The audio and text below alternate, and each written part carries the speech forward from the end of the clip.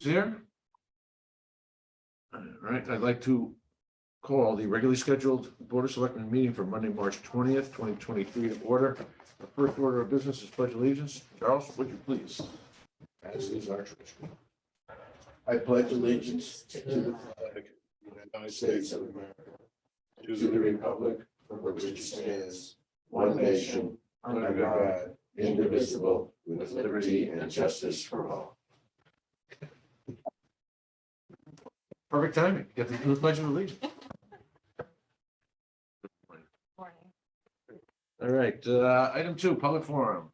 Is there anyone, I don't see anyone on Zoom that would be other than either staff or members. Okay. Let's move on to item 3. 3.1, approve the minutes, the March 6th, 2023 regular meeting. Is there a motion? Second. Second. Okay. Any comments, questions, suggestions, changes? No. Hearing none, let me try your minds. Selectman Federici.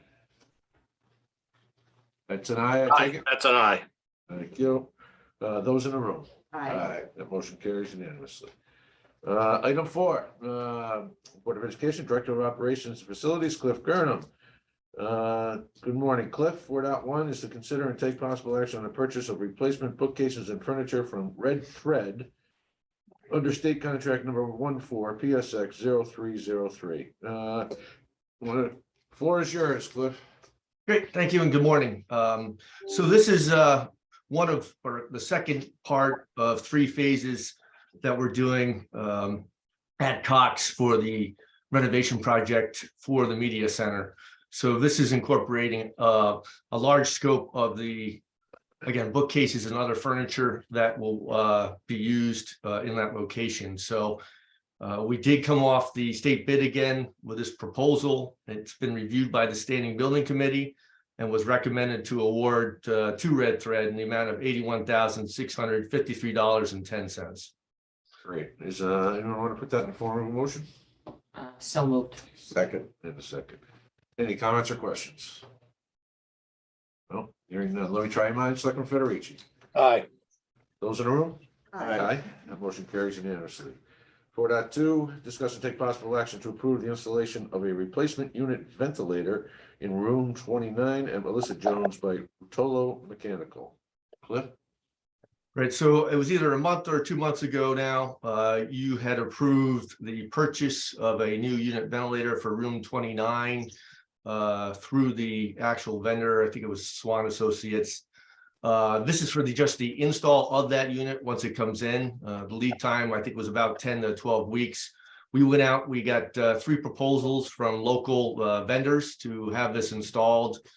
And the Standing Building Committee reviewed those proposals and recommended us awarding to Rotolo Mechanical in the amount of $5,900. We have used them in the past and had very good success with them. So we recommend awarding to them. Okay, just one quick question, Cliff. Their bid for Rotolo had exclusions, the taxes, obviously, and permits. We can take, we are not subject to tax, and we generally do not charge ourselves for permits. The other items there, is there any concern that there will be additional costs associated with them? Nope. The only other cost that we have that we know about already ahead of time is the cost working with Johnson Controls to do the actual hookup into our building management system. But that's outside of JCI, or that's outside of Rotolo's scope. So we should be in good shape. Great. Matt, can I ask a follow-up clarification on that point Yeah. that you just made? So we may not charge ourselves, but we nonetheless go through the permitting process and get any approvals that we would need from the requisite agencies, relevant agencies. Yes, we Correct. don't excuse ourselves from the actual permit. Okay, thank you. All right, any other questions, Cliff? Does someone want to put that in the form of a motion? I'll do that. Thank I'll you. second. And second. Let me try your minds. Second Federici. Aye. Those in the room? Aye. That motion carries. Item 4.3, consider and take possible action on change order number 1 for rebidding alterations to the bids and specifications. is that supposed to be alternative or alterations? Alterations, sorry about that. Thank you. Alterations to the bids and specifications along with design associated relocation of the air handler for the kitchen renovations at Baldwin Middle School to Antonazzi and Associates under the on-call services contract. Cliff? So just to bring everybody back up to speed, we did this project last year and unfortunately bumped into some roadblocks that prevented us from awarding the bid at that point in time. So throughout the fall, we ended up purchasing equipment that was needed in order to make it through this school year, such as, ovens and combi ovens and things of that nature. So as we purchased all that equipment that was in the original bid, it had to come out of the bid packet. We did that, and we also relocated the air handler, which was on the lower roof at Baldwin, to the upper roof, so that it's not going to be in the visual sight of people coming and going from the building, and it should also reduce the noise. So between the alterations to the bid packet, moving the air handler up, and then actually going through the whole bid process again, Antonazzi had requested a change order to cover all those variables, and it was discussed and reviewed by the Standing Building Committee, and they felt it was a reasonable request by the architect, and they recommended awarding the change order in the amount of $11,800 to Antonazzi Associates. Great. Thank you for that explanation. Any questions or comments? Someone want to put that in the form of a motion? Make a motion. Second. Second. Any further comments or questions? Hearing none, let me try your minds. Selectman Federici. Aye. Those in the room? That motion carries unanimously. Item 5, Finance Director Mary Jane Malavasi. How are you? Good morning. Excuse me. Thank you for dialing in whilst on vacation. Well, it's what I do. I'd like to start with revenues. Okay. So currently our revenues are at 98.2%, almost exactly where we were this time last year.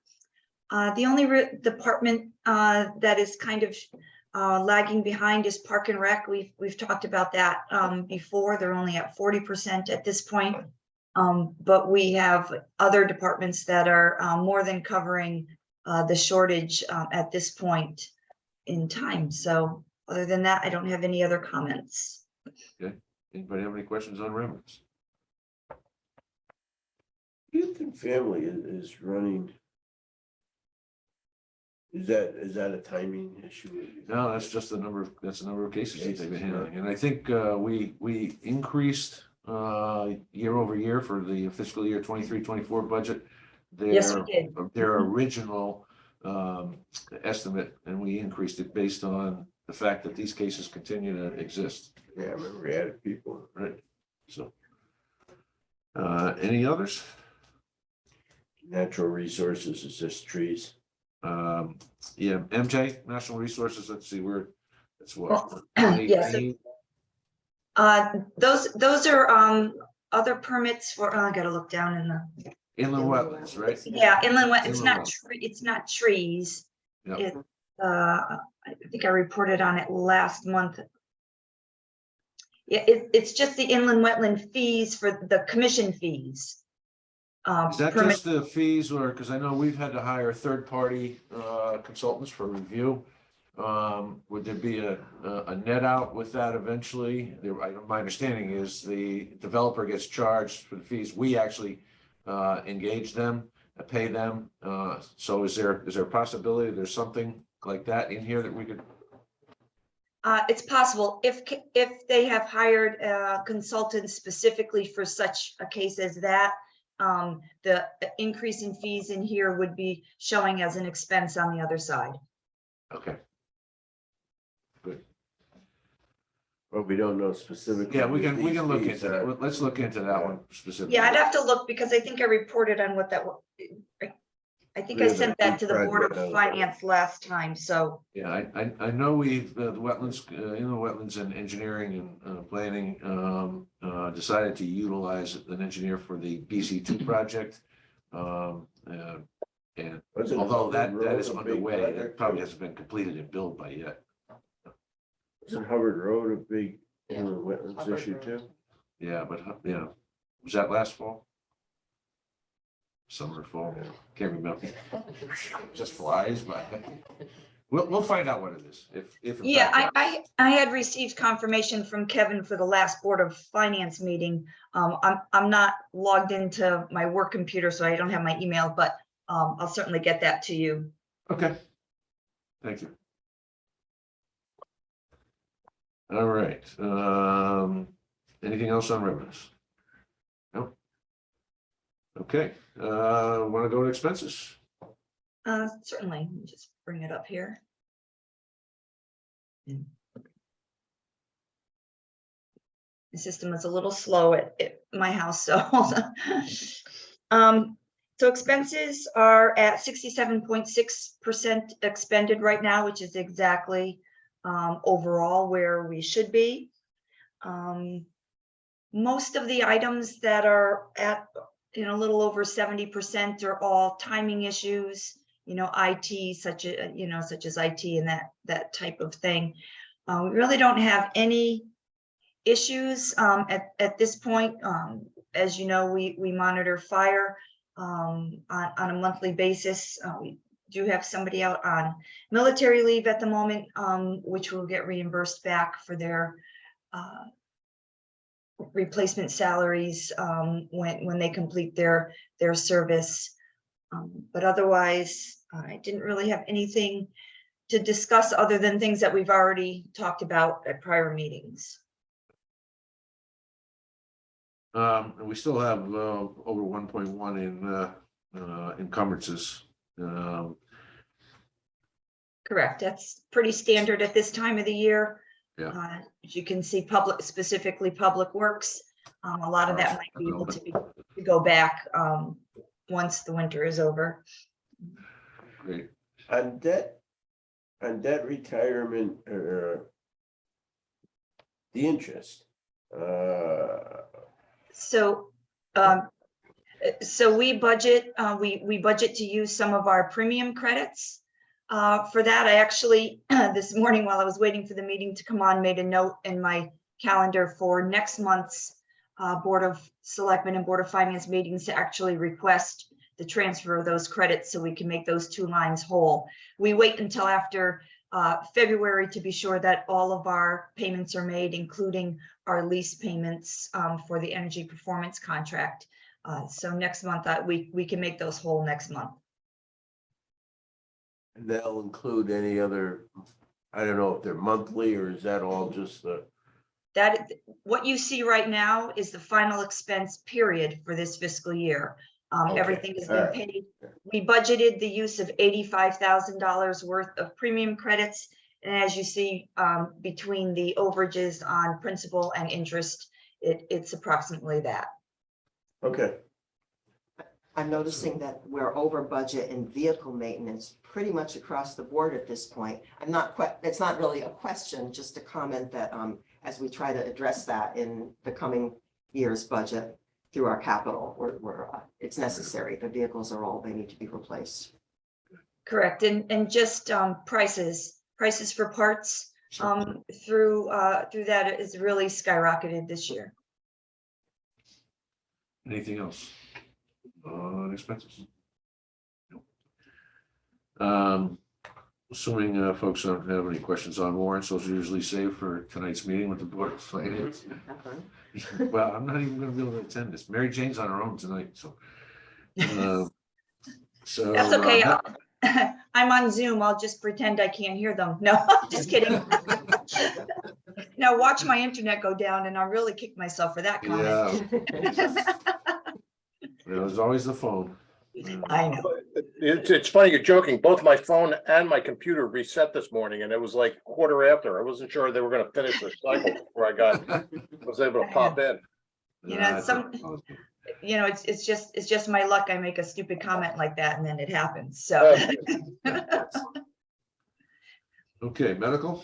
medical, as you can see, for the month of February went down a little bit on claims from the prior a couple of months, still not too far off where our monthly budget is.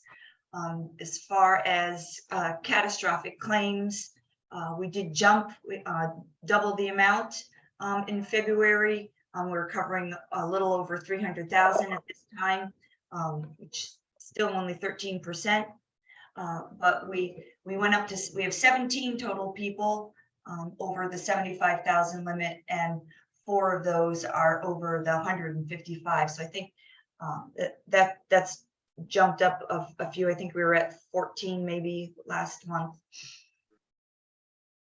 So we are showing a projected fund balance of about 5.5 million at this point. Great. Any questions? MJ, just refresh my memory, please. We've gone out for to bid for the healthcare stuff, including the stop loss premiums. When do we anticipate getting those back in and some new numbers? The stop loss, which is where we expect to see any real movement in our projections, it's not expected to come in until sometime late April. The stop loss companies want to see 3/4 of our fiscal year expenses before they're willing to make any commitments for the coming year. So we probably won't have that. I would say we definitely won't have that to make any changes to the budget in 2024. But if we see any significant reductions, we will come back to the boards of ed, Board of Selectmen, and the Board of Finance to request a reduction in the amount that we put into the medical fund next year. Got it. Not to bring bad luck to us, but there is always the possibility that we might have to revisit this budget if the results of the referendum are not positive. Would we have, do you think it would have information in time for that to be one of the areas we could consider? Well, you know, our referendum's early April. I'm not sure if we'll have the numbers until late April, but we can maybe push our consultants along a little bit. But it's really not our consultants that are holding us back, it's the companies themselves. Got it. Great, thank you. Any other questions on it? No? Okay. Are we ready to move on to 5.2? Yes. Okay, consider and take possible action on the resolutions as prepared by bond counsel for bonding items for consideration at the April 18th, 2023 referendum. You have those on the board pack. These have been prepared by Attorney Ritter and Shipman and Goodwin, Correct? or his staff. Correct? Okay. Does anybody have any questions? Matt, I don't have a question, but just clarification again of the 6 million. It's been repeated a number of times as we've been through the process, but just to the extent that somebody may be tuning into this meeting and missed some of the previous ones, of the $6 million for the town, there is at least a possibility that a portion of that, and a significant portion, gets addressed by a grant, a federal grant, right? That's correct. I'm using the word grant, not to use the earmark. It is the congressionally directed spending allocations, which we were successful in putting together the grant application. Deputy Chief Shove and Lieutenant Haverkamp at the fire department did an outstanding job of pulling together in very short order the grant application, which was submitted on last Thursday, to both the senatorial and to the congressional offices. So we have the 3 of our Washington representatives, Representative DeLauro, Congresswoman DeLauro, Senator Murphy, and Blumenthal, who are all coordinated on this. They all are aware that this is in and are all very supportive of it at this point. One of the things that the feedback we got from the representative in Congresswoman DeLauro's office was this application was fits exactly the opportunity as defined in the federal requirements for these types of projects. Emergency Operations Center equipment and services, and it fits in perfectly. So So I No. want to just propose, if anybody from Congress is listening, the acronym here that they need to think about, which would be Congressionally Urgent Directed Spending Updates, which would be kudzu. So you heard it here first. I love it. All right, thanks. You've already had a couple of cups of coffee. Yeah, I did. I have a question. Sure. In the past, at times when we've had a sizable amount like that, we've sort of bifurcated and split it into more than one resolution. Did we Right. consider doing that and just, and I don't know if that's strategic or if there's a legal reason for doing it that way at times, but did we consider pros and cons of? I'm gonna have to ask MJ to comment on that. We do look at that. And we made the decision to put it all as one, as we've been doing the past few years. Certainly could change it to two. Specifically, if you wanted to move that one $3 million project out, on its own. I'm sure Attorney Ritter's office could put that together quickly enough for at least tonight's meeting if you made that motion. It was purely a decision we made to leave it as one. Yeah. No legal reason. We always ask those questions, and he felt we could do it all in one, and it does make it easier for the registrar of voters, but certainly that's only because we have so much room on our ballot, but we could easily change it if you prefer. The risk If of budget doing that, it fails seems in to me- referendum, if that, we could, whatever adjustments we could make that adjustment at that time, right? I mean, they don't. No, if you pass it this way, so the reports that I give on a quarterly basis, which show our bond authorizations, the bond authorization would stay at the $6 million. Once this resolution goes through, there's no way to change it. But we could put another resolution on for the second referendum. We could go back with a revised bond request. I Correct. think that's what Charles was getting at. But if the budget itself were to pass and this $6 million resolution not pass, we're not likely to go back for a second No. bite No. because so the suggestion would be, particularly since there's a public safety portion of this, should we talk about splitting it? Yeah, and then the obvious answer to that is, why would we want to give people an opportunity to vote no on one thing versus no on the other? Because the strength of this being a public service component probably enhances the capacity, our chances that everything else gets passed. Well, to Susan's point though, it's the size that might raise some eyebrows. But We do have still the same amount. authorizations this size currently, so they have passed in the past. And the risk of splitting it up, I'm sort of with Matt, is if you have three items, people who aren't focused as deeply as they might be, so sort of like, two's enough, I'm gonna knock one of these out, my least favorite. I think it's a riskier proposition, just tactically, for appearance sake, as a item we're sending to vote. That's gut feeling stuff. Yeah, we are. Don't you sometimes have a little article in the paper about the budget just before, a little explanation? Yeah, it was hard.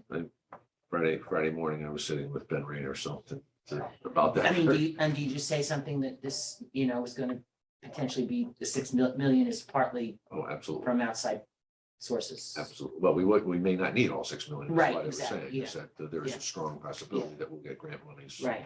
for that. So that was part of the conversation with Ben. And, I think they beat it to death at both the. Yeah, then you also have the issue of, I think we've been pretty good about it, but if the 6 million gets approved Right. and we get the grant,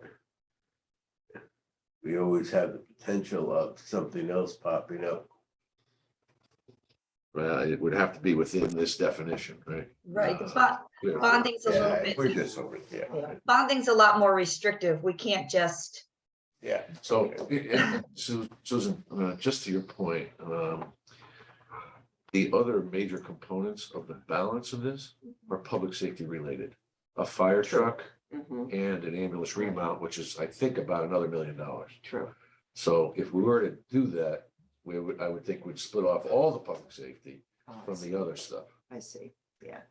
Is that, It'll be- is that- Still be one big chunk, and a small chunk. All right, good? all right. Yeah, okay. Yeah.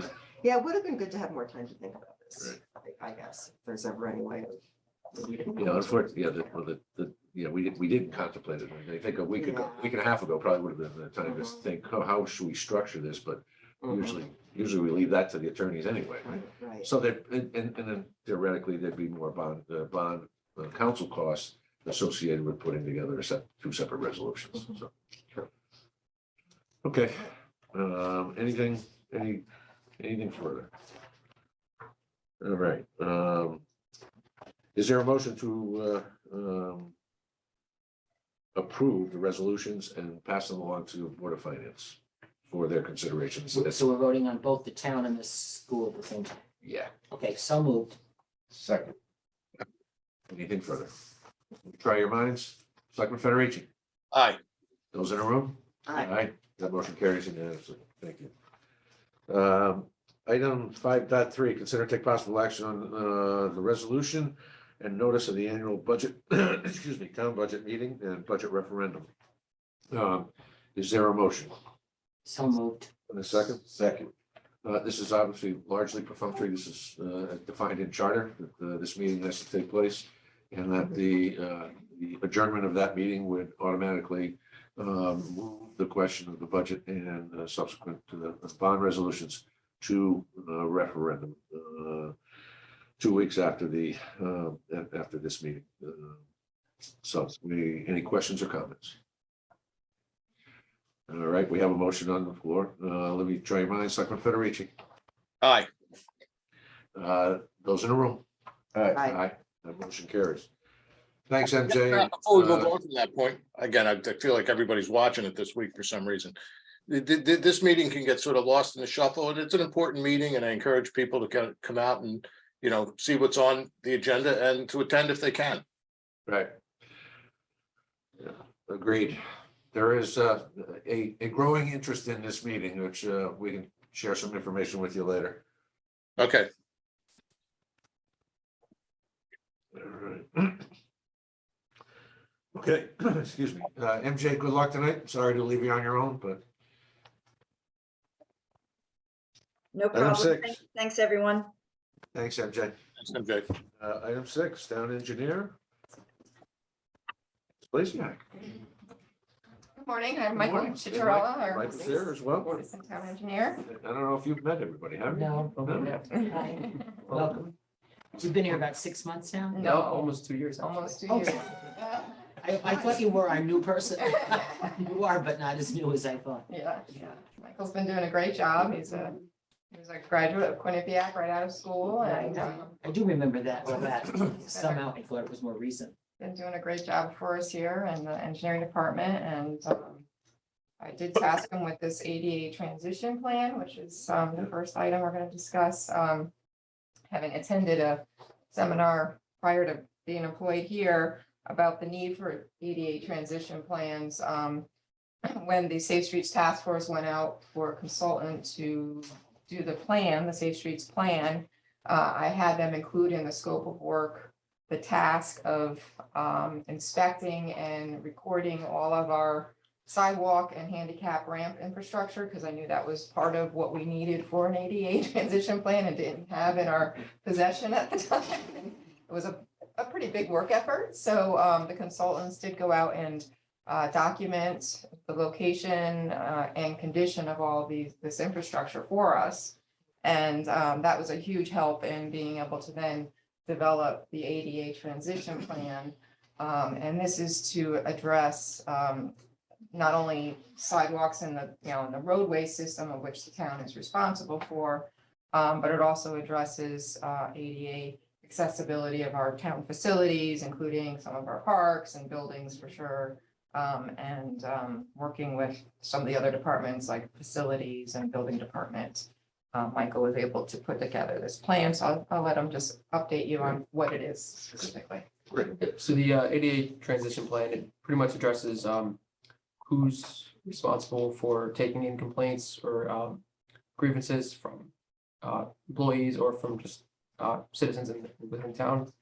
It also addresses who's responsible for maintaining ADA compliance at town buildings, sidewalks, schools, whatnot.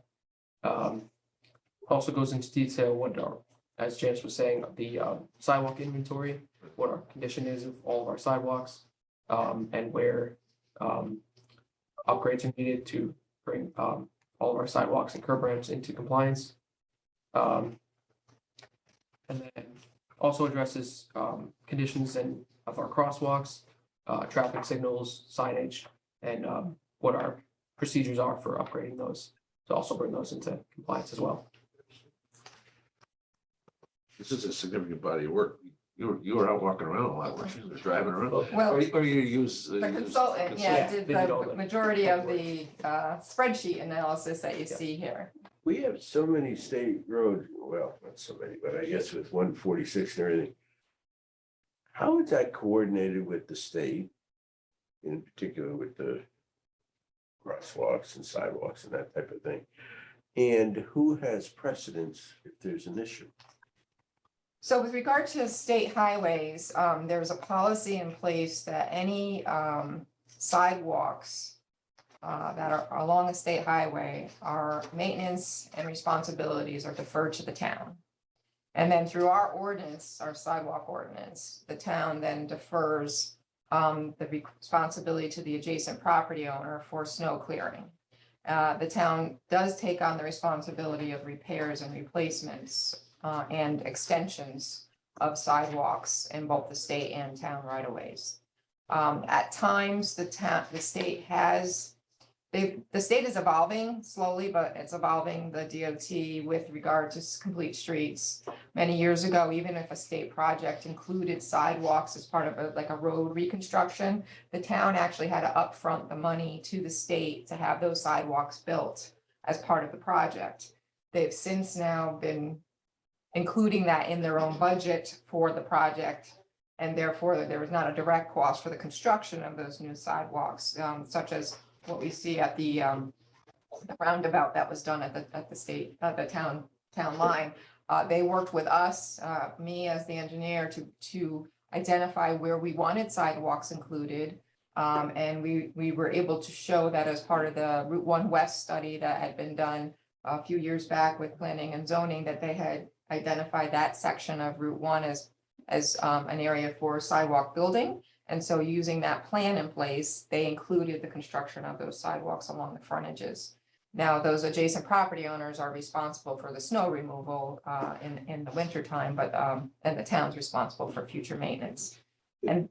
And then occasionally the state will do some upgrades to systems, not well coordinated. I caught them doing some upgrades to some of the handicap ramps at the corner of Broad and Church Street. They didn't kind of coordinate with us, but it was nice that they did do some improvements that, benefited the town and that we didn't have to spend the money for those handicap ramp upgrades.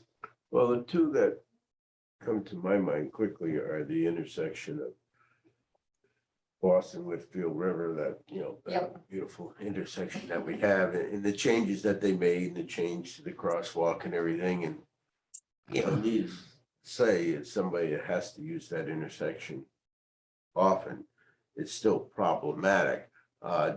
Does the state make those decisions about where? No, we made those changes. So the town proposed to have those changes made because we had that one crosswalk that went through the middle of the intersection that really wasn't a safe situation. And working with the police department, who's our local traffic authority, they approved the plan to relocate those crosswalks. Well, I remember the process of that. Yeah, and so the town paid for all of that relocation. of those handicap ramps and closing off old ones and then painting the stripes. About the struggles we had up at the intersection of the exit ramp on 77 there when we extended that sidewalk out there and that's a tough one too, when people are coming off and we wanted to get a light and things Yeah. like that. Right. The state, it sounds like the state still is the ultimate authority. Right, it's their right of way, so they certainly have control over it. So even the work we did over here, or if, you know, with being a state funded project or federally funded project, they do have a say, you know, so we had to get an encroachment permit from them to do the work in their right of way. Whenever we do new sidewalks or repairs of sidewalks in the right of way, that's the state's. Our contractor has to get a state permit to do that work. And they get to review the plan and make suggested changes and control the process. Because it is their right of way, ultimately, they're responsible for that right of way. So when they have semi-control or we have to get permits and everything, does their ADA regs, processes or whatever match up with this plan? Yes, Yeah. yes. So Yes. we're not in any conflict or anything by adopting something like that. No, it recognizes the responsibilities of the town to do these upgrades, even if they happen to be in state right So of they ways. can't direct us to do something that's gonna be counter to this. No, because we're all following the same ADA Okay, rules. that's Yeah. what I was trying to. Yes. I don't have any other questions. And thank you. This is a really great report. There's a lot of detail in here that I'm looking at. We have a total of 42 curb ramps that are going to be adjusted, as well as what is it? 25,000 feet of replaced or poor condition that are identified as being replaced. So it's a good report. And then we have a list of projects on page 11. I don't know if you had a chance to see that, where we're expanding. Currently, Boston Street 146 is about to get started. Yeah, April 1st is the go time for work to start again in the state right away. We're meeting with our contractor at the end of the month and hopefully get an updated schedule from him. Hopefully it'll be starting right away. Right. Do we have a solution yet on the culvert that it goes over? No, that's something that's still on our to-do list. But it's something that we would like to do outside of state funding because of the ties to state funding. The reason why that was left off is you have to do a full flood management certification and it gets very complicated whenever you're spending state dollars in a floodplain and that area happens to be in a floodplain. So we think we might be able to come up with a same solution that won't be as arduous to get permitted. Okay. So I have a question. The plan for addressing the sections that are in poor condition. There's a timetable in here, and it's all based on the assumption that we keep funding 50,000 a year. Right. Does that 50,000 a year, do you think, get us in a reasonable amount of time to be able to address the things that are really in bad shape? Yes, I think we have some reserves in the sidewalk fund as well. I haven't taken a close look at it with regard to what's been spelled out here and what we have in reserve. There's a limit as to how much we can actually physically do. We've been successful the past several years that I've been here to expend pretty much the 50,000. Getting beyond that may be challenging, and we'll know better too. I do want to point out, we're putting out to bid a new contract for on-call sidewalk work. And I expect prices to go up, so that 50,000 is gonna go a little less further. We did account for some expectations of higher pricing in this analysis, but we don't know what the number is gonna really be. There's always the opportunity to amend the plan, to amend request for funding, all sorts of things to, try and see where we are at. And it's a great document for making sure we're staying on task for this purpose. And then I'd like to just also point out, it's a required document for future funding for a lot of grants and things. And particularly now that we're getting into a lot more of the grants we're seeing with the infrastructure bill, including complete streets and things like that, they do require you have this type of plan in place that shows you're taking this, into account and understand what you need to do. Great. Any further? Is there a motion to approve Wonderful work done by Michael, and approve our ADA transition plan. Yes, I'll make the motion. A second, Second. anything further? Let me try your minds. Selectman Federici? Looks like you may have stepped away for a moment. All right, those in the room? Aye. Aye. That motion carries. Thank you very much, Michael. All right, so item 2, receive report on the Guilford Department of Public Works former UST groundwater investigation. Yeah, I just want to update you. As you know, we went ahead and Michael was instrumental in this project as well as replacing our fueling station at the Public Works Department. Yep. And that included, getting all the local permits, purchasing, the tank and the services to install the new tank and then remove the old. And looking at the budget, that all came in under budget. There was originally 400,000 budgeted, and I believe we have about 78,000 left in that account. But looking at, when they did the removal of the tanks were well intact. They had no indication of having any leaks or anything, but the site under the diesel fuel tank did have some evidence of a leak of product in the whole diesel product. And so we were advised by the LEP who was on the project for the removal and documentation that we should put in, do testing and put in some monitoring wells. So basically, petroleum hydrocarbons were found in an exceedance of the remediation requirement levels at the state. So we did do the investigation, we have it documented. And I think in the summary of the investigation, basically, there's the expectation that it will dissipate over time through natural processes, biodegradable processes. But we should be monitoring it at least on an annual level. So there's 4 groundwater monitoring wells in the location of where the tank grave site is. We also did file with the state, the closure reports, that the fact that we no longer have these tanks in place underground and now have the above ground system. Good. So I just wanted to let you know, this is the situation we're at, but we'll be having to monitor it annually at least for the. In worst case, I mean, how much did it exceed the limits? I think it's in here. I'm not a environmental scientist, but I think he did No, say. I mean, The it's. summary findings was that it was at a concentration of 0.59 milligrams per liter.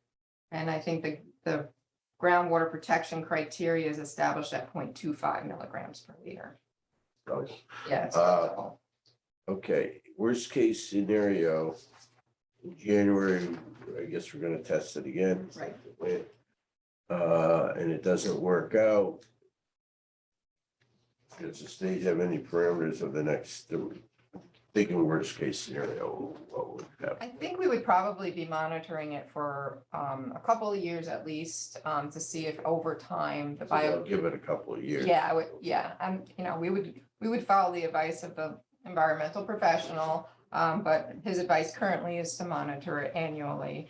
And then I think it's just, a matter of, if the trend is not what we would expect it to be, then maybe there's other work we need to do, but I don't know what that would be at this time. And these tanks weren't underneath or near all that reconstruction we did around the pumps. In other words, I don't wanna have to, No, well, it's on the side of the building where the pumps used to be, and the new tank, the above ground system is on the side of the new building. so any new construction won't be affected by the worst case scenario of this.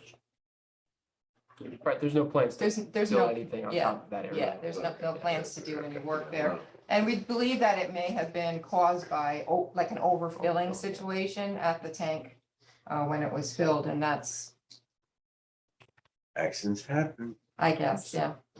So do we have any responsibility to share this report with DEP or? No, we shared with them the closure, documents that it was closed.